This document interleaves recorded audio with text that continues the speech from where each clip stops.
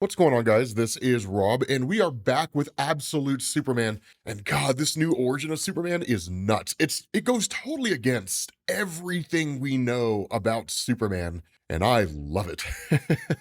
So this all kicks off 6 years ago from the start of Absolute Superman. And it kind of gives us this perspective of Kal-El when he was a little kid living on the planet. Now, as most of you guys know, Kal-El was sent away from Krypton as a baby when the planet was dying. So we've never really seen an instance of him growing up on his own world and what that whole thing looks like. Instead, what we end up getting here is that even on the planet Krypton as a little kid, he was kind of developing a rebellious attitude and what would effectively become the makings of a very, very talented journalist once he arrived on Earth. The reason why is because he says, as a child on Krypton, I was deemed too slow, too coordination challenged to qualify for the Law Guild Training Academy. School was always a challenge for me, so my grades were never going to be good enough to get me into the Science Academy. Not that I wanted those things for myself anyway. I was happy in the Labor Guild, happy in the Redlands. The only two friends I had in the world were there, and since I was old enough to walk, we'd spend our days exploring the purple prairies and rolling pink hills of the Kryptonian countryside. That was where I belonged. Quiet, still, as far from any city as I could get. And so what ends up happening is the parents of Superman, right, Lara and Jor-El, end up bringing him to what you and I would call Earth's version of the Fortress of Solitude. I mean, technically it's on Krypton, and it's just kind of like, this place that's out there. But it is the inspiration for the Fortress of Solitude as it has historically existed within DC Comics over the years, right? Since its introduction back in the 40s, 30s, 40s. But the idea here is that they bring Clark in because they got a call from his teacher, essentially, saying, hey, like, your son's here and your son's questioning the Luminarium, right? The science guild, the ruling body of Krypton, that we have a way in which we do things, and they're being taught these things. But he's not espousing the ideas that are being taught to him. This is the problem. And the response of his parents is, no, it's not either. No, it's not. And it's really cool because they literally say that, right? She says that you've been refusing to utilize the Science League's Luminarium for your reports, that instead you're writing them yourself. They say, Cal, you understand that when you do that, you're challenging 3,000 years of Kryptonian tradition. Now, this is kind of a big deal because, as most of you guys know, when it comes to the planet Krypton, usually in the main DC universe, I wouldn't go so far as to say that the ruling class in Krypton had been this kind of grand enlightened society. They were just as guilty of bias as any other civilization that had ever existed out there in the world, or I'm sorry, in the universe at any point in time. The difference is that they were advanced enough to understand that some biases were necessary and some biases were not. Here, and what you're going to see over the course of this comic is that the ruling class of Krypton are about as corrupt as you can get, and it's really sinister, the kind of things that they're up to. But the fact is, the information they provide to the younger generation, to the kids, is less about education, teaching them to think for themselves, and is more about indoctrination, teaching them what to think. And so it's a really fascinating way to depict what is, by all standards of measurement, a very advanced and supposedly enlightened society. And so what you end up having his parents doing is just saying, like, keep it up. Just keep doing it, man. Like, we know that you are incredibly smart. And because you're not telling them what they want to hear, they don't like what it is that you have to say. But it doesn't mean you're wrong. So just keep on talking, right? Keep on doing your thing. And it's cool, right? Because at the end, Kal-El's just kind of like, wherever my journey leads, and I don't know where it's going to lead me to, I know that it's going to lead me here. And that's the important thing, right? With you guys. And that's when reality kind of sets back to his parents, because for a moment, they were just kind of enjoying this little bit here, right? But seeing the sunset, seeing this beautiful environment, that they kind of get back to work again. Now, largely, they hide everything away from Kal-El. And for those of you guys who are just kind of following us, right, picking up this video for the first time, we do have a playlist that you could check out. But the long and short of it is that Superman's parents know Krypton is dying, and they had tried to warn the Kryptonian government. And much like what we had seen historically over the years, they were ignored, but not really for reasons of corruption and power or anything like that, but just because there was no one willing to, to listen to their cause. In this instance, and again, what we're going to find out is there's a lot of corruption going on behind the scenes. But the fact is, they try to keep it hidden from Clark, but he's so smart that he's able to kind of pick up on everything. The kicker about all this is that as he's kind of roaming around, he comes across what looks like some kind of, cat rabbit type creature. I don't know what it's called, but it's got radiation burns. It has mineral burns on it, right? It's burning green. And so at that point, it's like, okay, Crypto, like, let's get on my bike. Let's go check this out.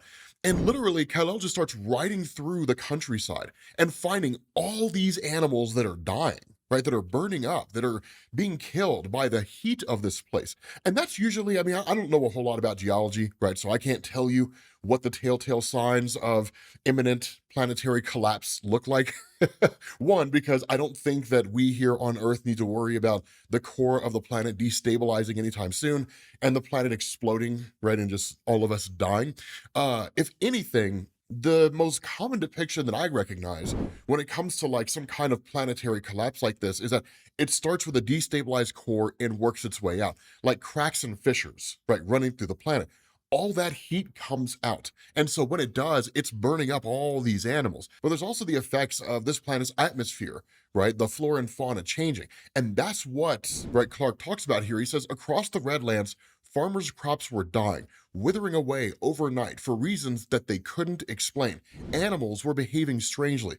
Herds of zerts were seen stampeding themselves off of cliffs. All fishing had stopped in Kogo Lake. People were saying that the fireballs had become a raging inferno and that the volcanoes of Olo, which had spewed gold for thousands of years, were covered with golden scabs. Pearl divers along the Dandahu River were said to be floating to the surface, boiled alive. If something was sick inside the planet, it would make sense that the first people to feel the pain would be the ones with their hands in the dirt. But again, life goes on. And by and large, the ruling class on Krypton never tells anybody anything. It's why these people are so confused about what's going on. It's why they don't understand, because no news is being given to them. And in fact, this is going to be a really, really fascinating thing here in a second, because again, right, picking up with Superman here, he says, but according to the official Science League news feed, this was nothing unusual. Natural gas leaks, they said, an isolated problem, no cause for concern. A week after I went camping in the mountains, my class took the train to Candor for a field trip. Along the way, I started to put it all into writing. Everything I'd seen across the Redlands. The words flowed out of me almost as fast as I could type them. Before I could think to stop myself, I'd submitted the news story to the school's news board. So again, you see these kind of early frameworks and early depictions of the journalist that he would become when he arrived to Earth. But here's the corruption of it all, right?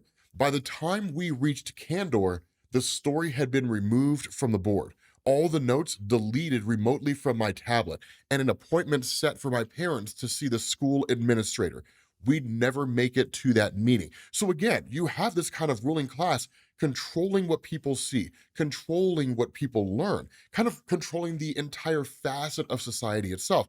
And it's a tale as old as time, right? You want to control the parents, you start with the kids. It's not new, right? Civilizations and parts of earthly society have been doing that for, I don't know, thousands of years, right? Probably even longer than that. And so once you end up having the class arriving at Candor itself, then you have, of course, the question being asked about the science clerics, right? We're here at the Science Guild.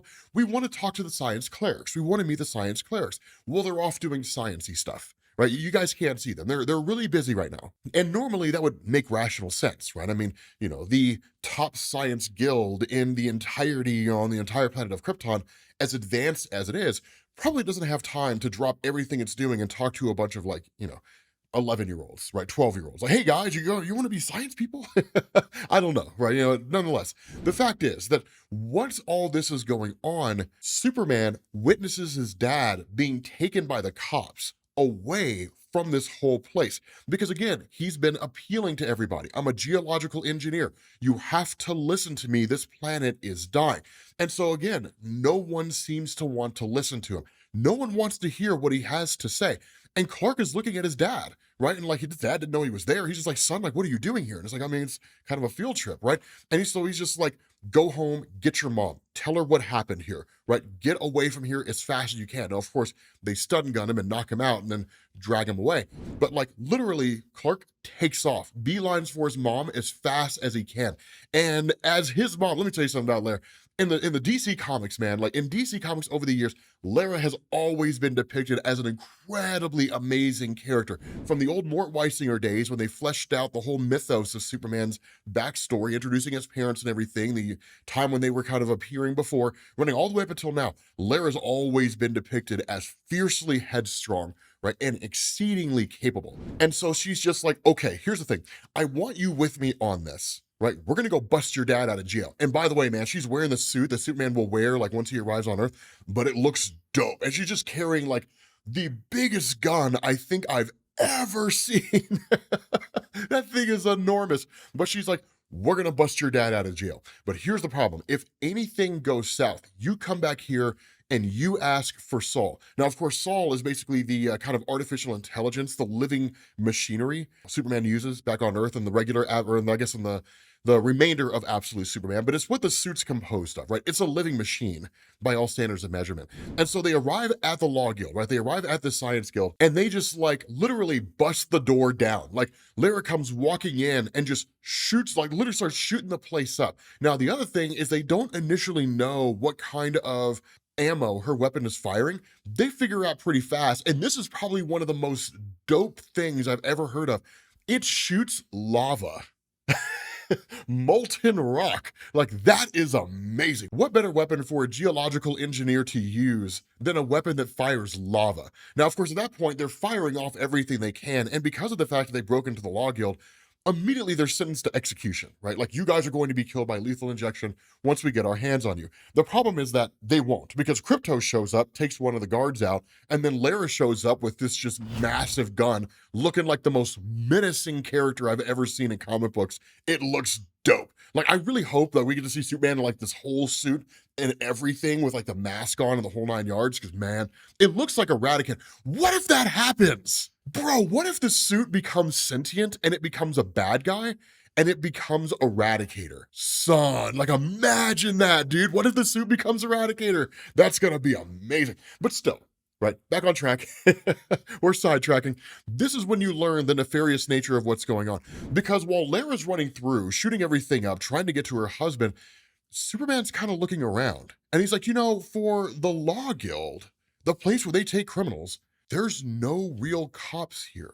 There's no judges. Where's everybody at? And so he starts like poking around, right? Like poking around in the databases after getting the login codes from one of the cops.